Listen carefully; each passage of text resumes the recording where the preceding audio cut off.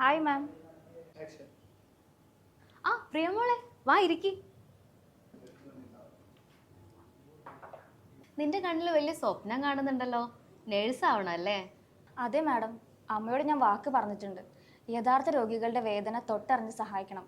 ഒരു ദിവസം ജർമ്മനിയിൽ പോയി അമ്മയ്ക്ക് നല്ലൊരു ജീവിതം കൊടുക്കണം. പക്ഷേ എവിടെ പഠിക്കണമെന്ന് അറിയില്ല, നല്ല പേടിയുണ്ട്. അതിനാണോ ഇത്ര ടെൻഷൻ? ഫെയ്ത്ത് ഗ്രൂപ്പ് ഓഫ് ഇൻസ്റ്റിറ്റ്യൂഷൻസിൽ നിന്റെ സ്വപ്നം യാഥാർത്ഥ്യമാക്കാലോ.